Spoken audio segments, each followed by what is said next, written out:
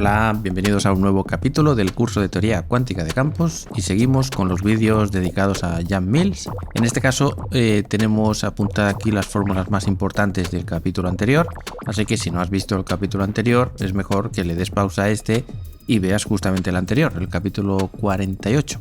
Vale, vamos a imaginar que has visto el capítulo 48 y por tanto ya podemos seguir. Y una de las cosas que vamos a hacer hoy es definir lo análogo al tensor de curvatura. Cuando digo análogo me refiero análogo a lo que ocurre en relatividad general. Muy bien, recordad que partíamos de un espacio, una variedad plana. En el capítulo anterior dije que esto podría ser, por ejemplo, R2, pero también puede ser el espacio-tiempo de Minkowski. Lo importante es que esto es una variedad plana. Y luego dijimos que en cada punto le asociamos un nuevo espacio, que le llamo espacio azul, espacio vectorial, en el que viven unos vectores. Vale, esto es el esquema justo con el que empezamos y desarrollamos toda la teoría en el capítulo anterior. Pues bien, para hablar de curvatura, tenemos que averiguar qué le ocurre a un vector cuando es transportado paralelamente siguiendo un ciclo cerrado. Esto es completamente análogo a lo que ocurre en relatividad general. Para describir la curvatura, tenemos que hacer es seleccionar una trayectoria cerrada. Vamos a imaginar que salimos de este punto en el espacio verde y hacemos cualquier trayectoria y acabamos en el mismo punto. Entonces, en cada uno de estos puntos, en este, etc., tendremos asociado un espacio azul. Entonces, imaginemos que en este primer punto de aquí tenemos un vector que, por ejemplo, está apuntando en esta dirección. Cuando traslademos, y esto es importante, traslademos paralelamente este vector aquí, a lo mejor pues es este. Y a lo mejor cuando traslademos paralelamente este al otro, bueno, a este punto, por ejemplo, insisto, paralelamente, pues a lo mejor el vector es así. Total, que al final, cuando vayamos trasladando paralelamente y volvamos al mismo punto, si después de haber hecho la trayectoria el vector resultante fuera exactamente igual que este, y no importa qué tipo de trayectoria sigamos, sino que para cualquier trayectoria siempre fuera este, entonces diríamos que la curvatura es cero. Pero si en vez de acabar en el mismo sitio, resulta que la diferencia entre el vector con el cual hemos partido y el vector de después de haber hecho el transporte paralelo a lo largo de esta curva roja es diferente, entonces tendremos curvatura. ¿Vale? Este es el esquema básico de lo que significa curvatura o tal como se entiende en general, en física al menos, y en matemáticas. Entonces, para estudiar esto, lo que se suele hacer es coger un pequeño cuadrado infinitesimal en este espacio. Voy a hacerlo grande simplemente para que se vea mejor, pero tenéis que pensar que esto ahora son puntos que están separados infinitesimalmente. Entonces, para que se entienda bien todo, vamos a hacer el ejemplo en R2, pero esto va a ser generalizado muy fácilmente a cualquier número de dimensiones. Vamos a llamar a este punto A, B, C y D. Y simbólicamente podemos decir que B es el punto A más una pequeña variación en X. Esto es abuso del lenguaje, ¿eh?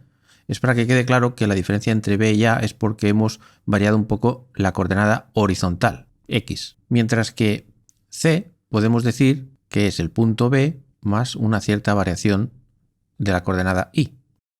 Sin embargo, si hubiéramos ido por aquí y por aquí, pues entonces diríamos que D es aproximadamente el punto A más una variación en Y. Muy bien, pues vamos a empezar. Vamos a suponer que tenemos un vector definido en este punto A, así que llamaremos al vector que está definido en el punto A, pues VA, ¿vale? Sería, digamos, lo digo pero lo borro para no complicar la notación, es que en este punto pues hay un cierto vector V y como estamos hablando del espacio azul asociado al punto A, pues por eso le llamamos el vector que hay en A.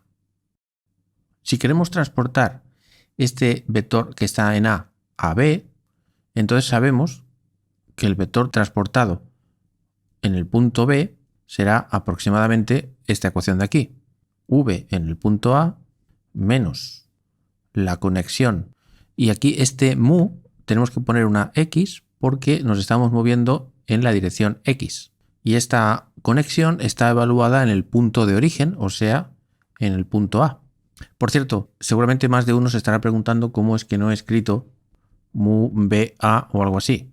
Bueno, no lo he hecho porque esto es una matriz y por tanto se puede escribir de forma compacta como pi1 mu 1, pi1 mu 2, pi2 mu 1, pi2 mu 2. ¿Vale? Pues a esta matriz en su conjunto, pues simplemente le llamo pi a secas, pero se refiere a esto, ¿eh?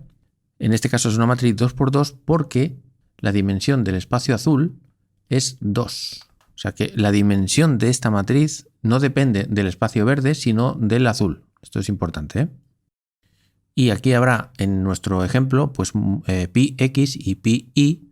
Y eso sí, la x y la y, o sea, hay dos tipos de matrices porque nuestro espacio verde tiene dimensión 2. Vale, seguimos. Aquí nos dice que va multiplicada por el vector en el punto A y en este caso vamos a hacer simplemente variación en X, insisto, porque estamos hablando de este trayecto y aquí solo cambia la X. Perfecto, pues apunto esto por aquí. De esta forma, en este punto B ahora tenemos este vector que ha sido trasladado, bueno, no en este punto, sino en el espacio azul asociado a este punto. Lo digo para no escribir tanto. Los vectores están aquí, no aquí. Esto es importante. Vale, pues ahora vamos a trasladar paralelamente lo que hay aquí en B hasta el punto C. Y vamos a aplicar exactamente la misma fórmula. El vector trasladado paralelamente al punto C será aproximadamente lo que haya en el punto B, pero lo que hay en el punto B es todo esto. De hecho, déjame ponerlo rodeado con paréntesis amarillos para que quede claro que esto es como un pack que se refiere a esto y que también se está refiriendo ahora mismo a esto. Primero hay que poner el vector que esté en el punto de origen, que es todo esto, y ahora sí, menos pi, pero en la dirección en la que estamos ahora trasladando. Como la dirección en la que estamos trasladando ahora es esta, que es una dirección vertical, entonces estamos hablando de pi i. Y aquí volvemos a poner el mismo vector que teníamos aquí. Por tanto, hago un copy-paste. De hecho, voy a bajarlo un poquito porque no me cabe. Y como estamos trasladando en la dirección vertical de B a C, entonces tenemos que multiplicar por variación de I. Es decir, este fragmento. Conclusión, pues que si ahora quito los paréntesis y multiplico esta matriz por todo esto, ¿qué vamos a tener? Pues esto exactamente igual, menos la matriz I multiplicado por VA multiplicado por variación en I, menos por menos es más. Por cierto, aquí me falta poner una cosa muy importante. Este pi siempre se evalúa en el punto de origen. Como estamos hablando ahora del trayecto que va desde B hasta C, entonces esta pi se tiene que evaluar en B. Esto es importante, ¿eh? Fijaos, antes cuando hemos trasladado desde el punto A hasta el punto B, pues pi estaba evaluado en el punto A, que era el punto de origen. Pero ahora, cuando estamos trasladando de B a C, pues el punto de origen es B. Por eso hay que poner una B aquí. Así que hago un poco de espacio. Y esto está evaluado en B.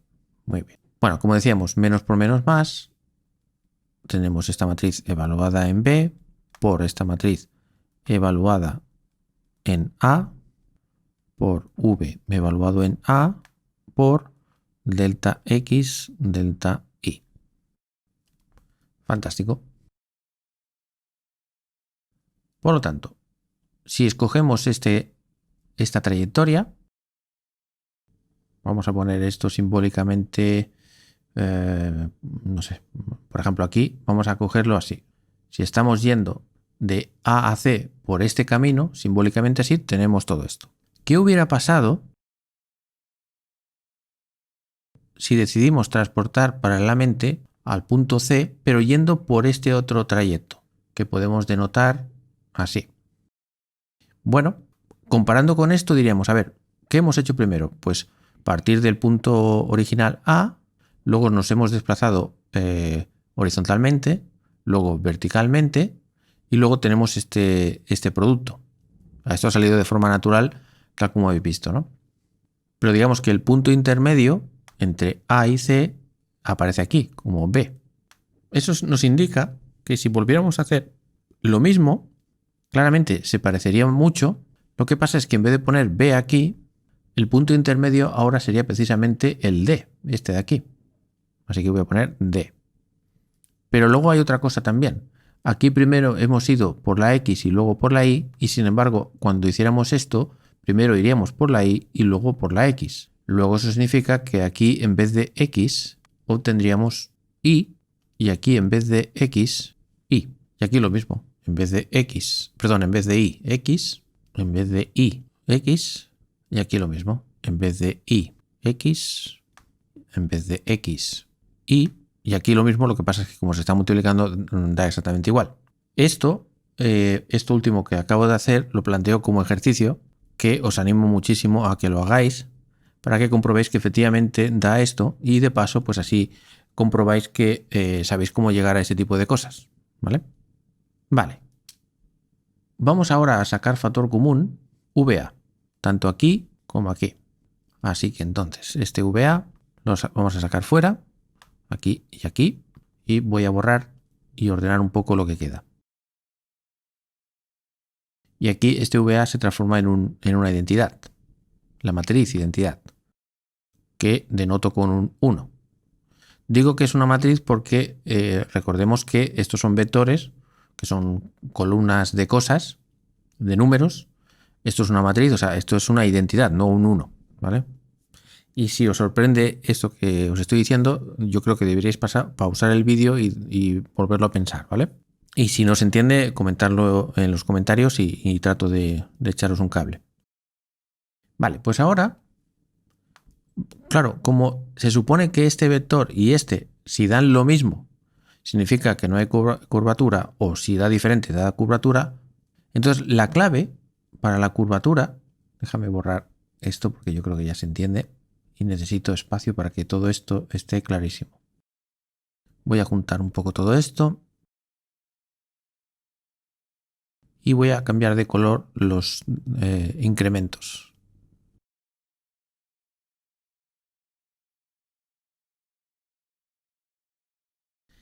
Muy bien, el concepto de curvatura tiene que ver con la resta de lo que hubiéramos obtenido si trasladamos paralelamente el señor este por aquí, menos lo que hubiéramos obtenido de trasladarlo precisamente por el otro lado. Entonces vamos a ver qué da esto. Bueno, si restamos, hay que restar este menos este. Por tanto, déjame cambiarle de signo. Menos, menos, más, más, menos. De forma que ahora al sumar conseguimos lo que queremos. Bueno, y evidentemente todo esto va a estar multiplicado por VA. Me refiero a estas VAs, ¿no? Bien, ahora vamos a sumar y entonces sumando esta identidad con esta menos identidad se va y ahora nos vamos a fijar en esto de aquí y esto de aquí, que será pi x d menos pi x a y todo esto multiplicado por variación de x. Y ahora vamos a mirar este señor y este señor. Tendremos pi i a menos pi i b y esto multiplicado por variación de i, pero dejadme cambiar de signo. En vez de poner un más, ponemos un menos y cambiamos de orden esto. Enseguida veréis por qué. Es lo mismo, pero es mucho más cómodo para lo que va a venir justo ahora. La razón, digamos, es que, como ya me imagino que alguno de vosotros estará viendo, es que siempre, como esto nos va a recordar o vamos a querer que sean derivadas, siempre nos gusta poner que, bueno, lo digo ya, cuando uno define una derivada, siempre le gusta poner el punto final aquí y el punto original aquí, ¿no? Bueno, me refiero al límite clásico de una derivada, ¿no? Punto final, o sea, función evaluada en el punto final menos función evaluada en el punto original dividido entre la variación de las coordenadas, ¿no? Y punto B es el punto final y el punto A es el inicial. Igual que aquí, ¿eh? Por eso lo he puesto. Vale, una vez que ya está claro que estamos aquí haciendo esta operación, déjame borrar para que me quepa. Y ahora vamos a poner lo que falta, más pi i B pi x a menos pi x de pi i a, y todo esto multiplicado por delta x delta i. Fantástico. Vale, ahora vamos a dividir. Bueno, recordemos que esto, lo vuelvo a poner, recordemos que estamos haciendo v'' menos v'', ¿vale? Esta historia con, digamos, con un camino para allá y el otro camino para allá. Y lo que voy a hacer ahora es dividir en los dos lados de la ecuación por variación de x y variación de y. De manera que al dividir todos estos términos, esto se va a ir. Pero al dividir entre delta x y delta y aquí, y lo mismo aquí, vemos que esta variación se va con esta y que esta variación se va con esta, porque estas variaciones son distintas de cero. Este paréntesis ya lo puedo quitar. Vuelvo a juntar un poco las piezas.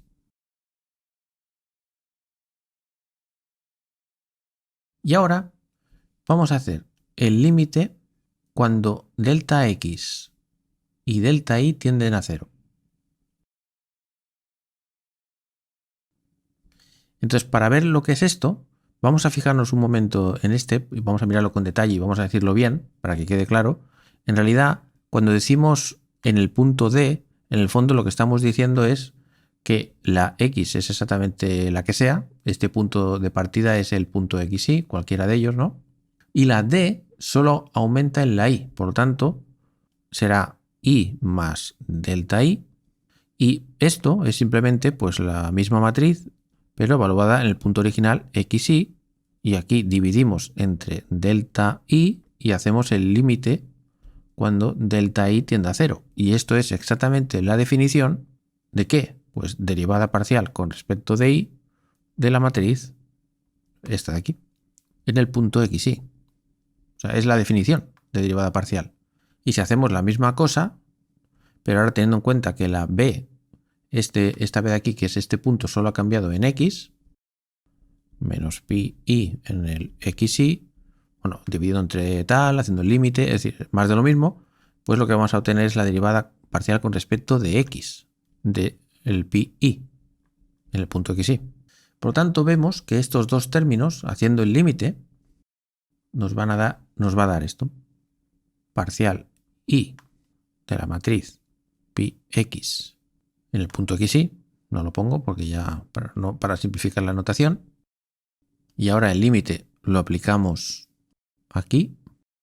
¿Y qué vemos? Dado que b es a más delta x, pues si esto lo hacemos tender a cero, pues entonces b y a es lo mismo. Y lo mismo con la d. O sea que al final nos queda pi i en el punto xy, pi x en el punto xy, o sea, en el mismo punto, y estas matrices al revés. Y todo esto multiplicado por el vector VA. Es decir, la diferencia de V a lo largo de un bucle cerrado dividido entre el área de ese bucle en el límite cuando ese área tiende a cero, da esto. Vale, vamos a dejar apuntado esto y vamos a pensar esto de otra manera supuestamente equivalente. Y vamos a calcular la derivada con respecto de x de la derivada con respecto de y menos la derivada con respecto de y de la derivada con respecto de x del vector EA. Es decir, de uno de los vectores que viven en el mundo azul. ¿A qué sería igual esto? Bueno, esto sería la derivada con respecto de x de la derivada de y de EA menos la derivada parcial con respecto de y de la derivada con respecto de x de EA. Muy bien, seguimos. Tendremos la derivada con respecto de x de esto, pero esto, por definición, es pi i a b e b, por definición. Así que lo ponemos. Y esto, por definición, es pi x a b eb. Así que lo ponemos. Perfecto. Seguimos. Esto de aquí será la derivada del producto de dos cosas. Por lo tanto, será la derivada del primer término de la conexión multiplicado por el segundo término, es decir, el vector sin derivar, más el primer término, o sea, la conexión, por la derivada del segundo término, o sea, EB, menos, refiriéndome a este menos, más de lo mismo. Lo que pasa es que en vez de derivar con respecto de x, derivamos con respecto de y, y aquí en vez de haber pi y, pues hay pi x. Bueno, o sea, lo que hay que hacer es copiar esto y cambiando lo que hemos dicho. En vez de derivada con respecto de x, es derivada con respecto de y. Y en vez de haber una y aquí y aquí, pues hay una x. Así que vamos a volver a copiar para simplificar un poco. Este menos que afecta a los dos términos, por tanto aquí habrá un menos. Y ahora lo único que hay que darse cuenta es, de nuevo, que esto por definición es pi x b c e c. Y que esto de aquí es pi i b c e c. Así que lo sustituimos. Y ahora vamos a poner esto un poquito hacia la derecha. Vamos a copiar este término. Lo ponemos por aquí. Vamos a sacar factor común EB de aquí. Y aquí vamos a sacar factor común EC. Vale, y ahora vamos a hacer lo de siempre. Este índice mudo B con B y B con B, vamos a llamarle, por ejemplo, D. Un índice que aún no haya salido. Lo pongo en rojo para acentuar que ese índice es completamente nuevo. Y aquí vamos a hacer lo mismo. Esta C, que es muda, con esta C y con esta C, pues le llamamos también D. De manera que ahora vamos a sacar factor común ya de todo. O sea, de ED, pero de todo el mundo. Perfecto. Y ahora, para que podamos contemplar esto como multiplicación de matrices, recordad lo que ya puse el otro día, que si tenemos A, I, K, B, K, J, esto es una multiplicación de matrices y da IJ, ¿no? Y que para que eso pasara teníamos que tener este índice aquí abajo y este aquí arriba para poder decir que esto es una multiplicación. Entonces, el índice que se repite aquí es B con B, así que necesitamos invertir el orden de estos, pero se puede hacer porque, insisto de nuevo, que esto ahora son elementos de matriz, no matrices, sino elementos, y por tanto conmutan. Así que le damos la vuelta y exactamente lo mismo con esto. Y aquí nos fijamos que estos son elementos de matriz del tipo una matriz con el índice o el superíndice índice de aquí y el subíndice A. Pero lo mismo va a ocurrir aquí y fijaos que cuando multipliquemos estas dos matrices, como este índice B es mudo, al final va a quedar una matriz que tiene también de nuevo D y A. Y aquí lo mismo. Por tanto, todo esto son tipo matriz con superíndice D y subíndice A.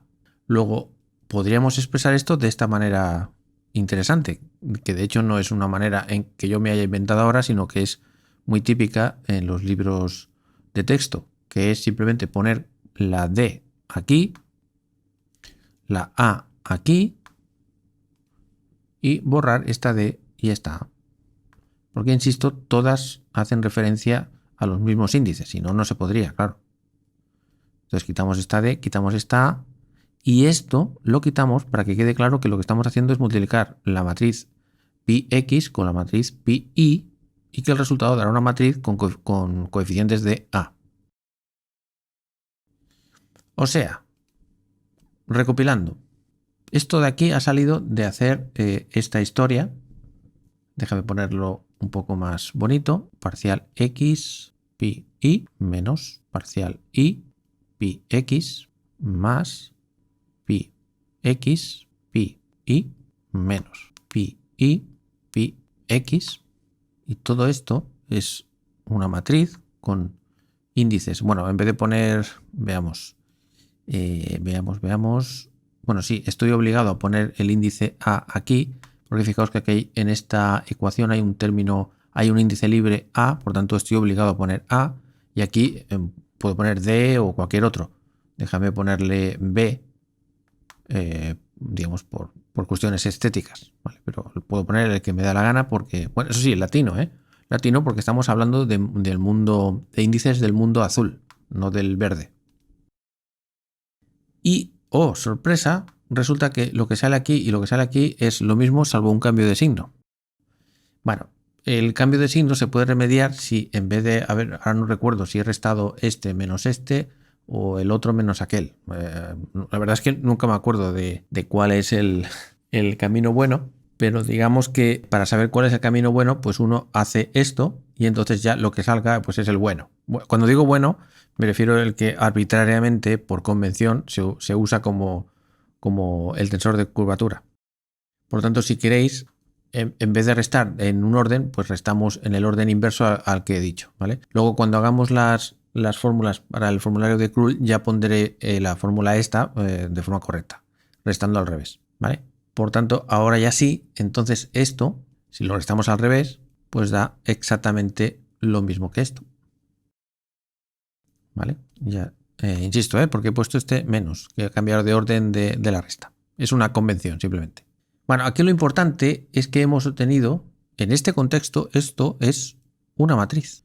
Y es una matriz de dimensión n por n, donde n, insisto, es la dimensión del espacio vectorial azul. Así que incluso déjame ponerlo en azul, para que quede claro. Esta matriz de aquí no tiene absolutamente nada que ver con la variedad. O sea, es decir, no actúa en la variedad, actúa en el espacio azul, sobre los vectores que viven en el espacio azul. Claro, uno se podría preguntar qué hubiera pasado si, por ejemplo, en vez de actuar XY, pues imaginad que estamos en R3, por ejemplo, y en vez de XY, pues actúa, por ejemplo, XZ, y por tanto aquí hay una Z y aquí una Z. Bueno, pues ya os digo que va a salir exactamente lo mismo, pero en vez de aparecer aquí una Y, y aquí, y aquí, y aquí, pues va a aparecer una Z. Es exactamente lo mismo. Pero si en vez de trabajar en R3 trabajamos en el espacio-tiempo de Minkowski, con las coordenadas x0, x1, x2, x3, pues lo mismo. O sea que en general, si hacemos este cálculo con mu, nu, nu, mu, pues aquí va a aparecer mu, nu, aquí al revés, nu, mu, y aquí va a aparecer mu, nu, y al revés, nu, mu.